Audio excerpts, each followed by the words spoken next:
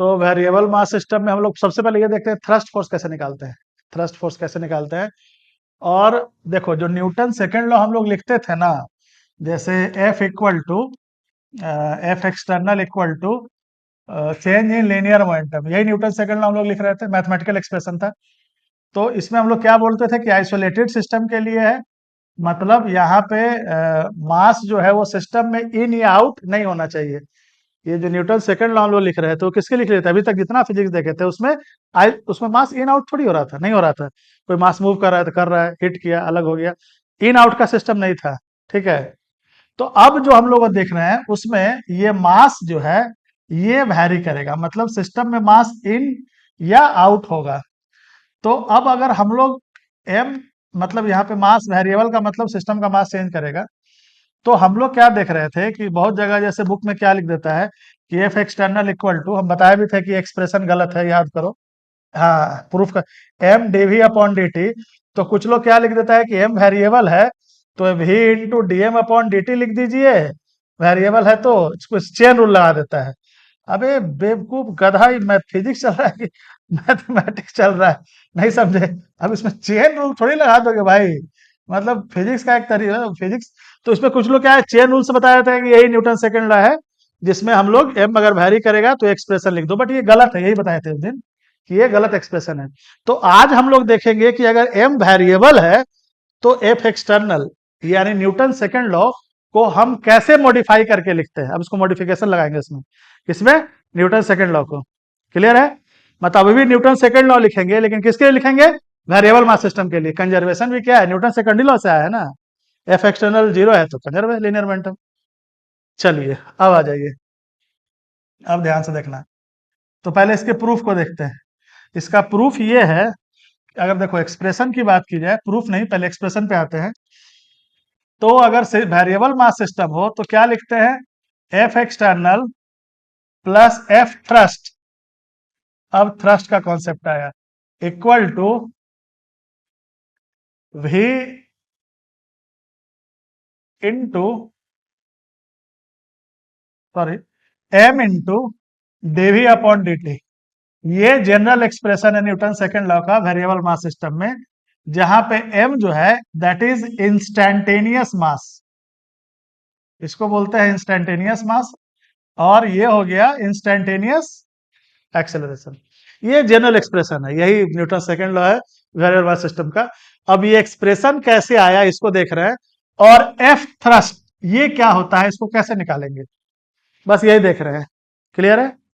ठीक है, इसको रेज कर दें, ये हम लिख देंगे जनरल एक्सप्रेशन, रुक जाओ, पहले थ्रस्ट क्या होता है उसको देख लेते हैं। चलिए अब, हाँ, अब हम लोग क्या देख रहे हैं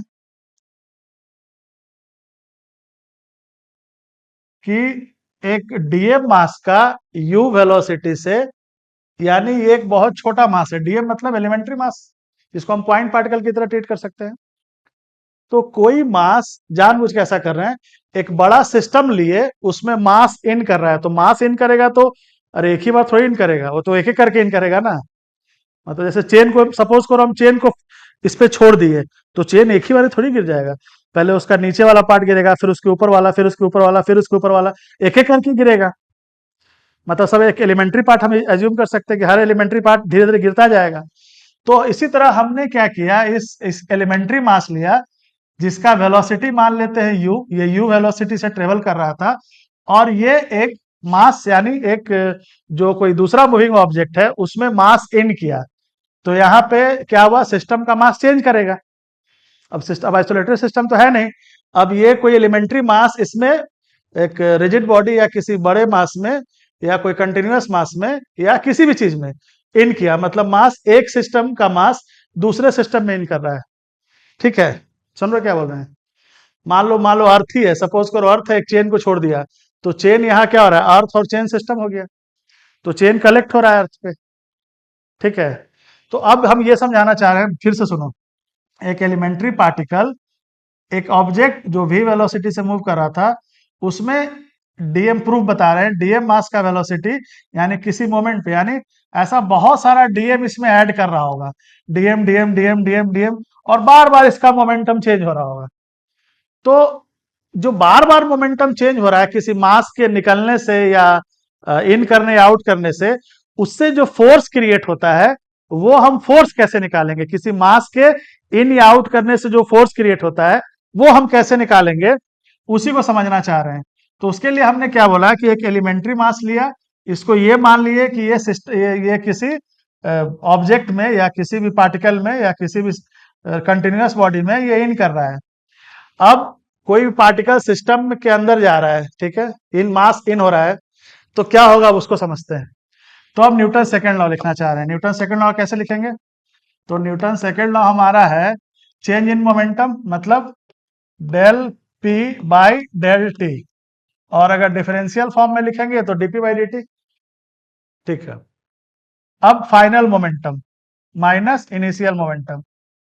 तो सिस्टम में इन किया, तो मास मान लिया, इसका मास इंक्रीज होके कितना हो गया, एम प्लस डी एम, और इसका वेलोसिटी चेंज होके डीवी से इंक्रीज कर गया या डिक्रीज कर गया, कुछ भी हो सकता है। हम प्लस माने हैं D V differential change, differential change negative भी हो सकता है, तो माइनस हो जाएगा। वेलोसिटी बढ़ भी सकता है, घट भी सकता है, डिपेंड करेगा एंटरिंग मास का सिस्टम कैसा है। तुम पहले से नहीं बोल सकते, हम जनरल ले रहे हैं। अगर ये जो जो डीवी है ये नेगेटिव भी तो हो सकता था, उसको पॉजिटिव बनाने के लिए लोग माइनस साइन लगाते हैं। तो यहाँ पे तुम प्लस और माइनस साइन लेके कंफ्यूज मत होना। हमने ये माना कि कोई मास अगर सिस्टम में इन किया, तो उसका वेलोसिटी चेंज होके v प्लस डीवी हो गया। v माइनस डीवी भी ले सकते हो, दोनों ले सकते हो, बार बार बोल रहा है, कोई फर्क नहीं पड़ेगा, वो मैथमेटिकल टर्म है, हमको फिजिक्स समझना है। तो फाइनल मोमेंटम कितना हो गया, अब देखते हैं। तो फाइनल मोमेंटम हो गया इसके पास m plus D M, mass into velocity, तो v plus D V, minus initial momentum कितना था, एक इसका था एक इसका था। इनिशियल मोमेंटम ग्रीन कलर से लिख रहे हैं उज्जवल, तो डीएम इंटू यू लिखे, प्लस इसका लिखेंगे एम इंटू वी, लिख दिया। अब इसको सॉल्व करो, divided by D T, divided by D T, है ना? ठीक है, यहां तक देख लो, चेंज इन मोमेंटम लिखे हैं, यहां तक ठीक है। पेज चेंज करें, यहाँ तो कोई डाउट नहीं है ना? अब पेज चेंज करो, ठीक है, लेकिन वहां पे कर देते तो अच्छा रहता है। यहीं पे ले देते हैं, इसको इरेज कर देते हैं। अब देखो, अब सॉल्व करो, तो एम भी निकल गया माइनस में, देखो ये वाला टर्म इससे निकल गया ना, एम भी और एम भी निकल गया। अच्छा, सब मल्टीप्लाई करते हैं, एम डी वी, अब बचा एम डी वी, ठीक है, एम डी वी, और क्या बचा, अब डीएम को मल्टीप्लाई करते हैं, तो प्लस डीएम भी प्लस डीएम इंटू डीवी, ये तीन टर्म बचा यहां इधर, minus F external equal to minus, एक तो ये निकल गया। अब इधर क्या बचा, इधर बचा माइनस डीएम इंटू यू था ना, सॉरी, हाँ यू था ये तो यू है, तो डीएम इंटू यू। अब ठीक है, अब इसको एक साथ रखते हैं, बाई डी टी। अब एक स्मॉल सेगमेंट है, उसमें दूसरे स्मॉल सेगमेंट को मल्टीप्लाई कर दिए, तो ये तो टर्म ही बहुत छोटा हो गया। अरे एक बहुत छोटा चीज था, उसमें एक और छोटा चीज से मल्टीप्लाई कर दिए, वो तो हाँ, वो तो बहुत और बहुत छोटा हो गया। तो मैथमेटिक्स बोलता है कि आप इसको इग्नोर कर दीजिए, इसकी तो बहुत छोटा हो गया। एक तो ऑलरेडी डिफरेंशियल एलिमेंट ले रहे हैं और एक डिफरेंशियल एलिमेंट से मल्टीप्लाई कर दिए, तो ये वाला टर्म टेंड टू जीरो हो गया, ये वाला। ठीक है, यहां तो ठीक है। अब देखो, लेकिन हमको तुमको नोट करोगे तो चेंज तो करना पड़ेगा। कैसे करोगे, यहां तक नोट करो ना पहले, फिर गड़बड़ा जाएगा नहीं तो। क्या नाम है उसका, वैभवी, ये पीएफ है और ये पीआई है।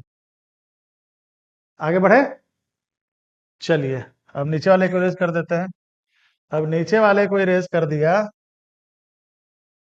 तो सिस्टम देखो क्या आया, डीटी तो है ही, चलिए तो बचा, इसको एक साथ कर लेते हैं। तो एम डीवी और डीएम कॉमन ले लिया, तो हो गया वी माइनस यू। देखो ये बचा ना। और अगर हम यहाँ माइनस साइन ले लेते तो और अच्छा रहता। रुको भाई, रुक जाओ भाई।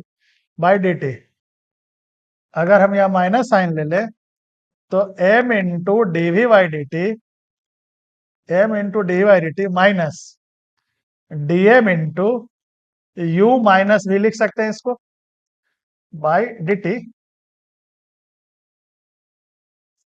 ठीक है।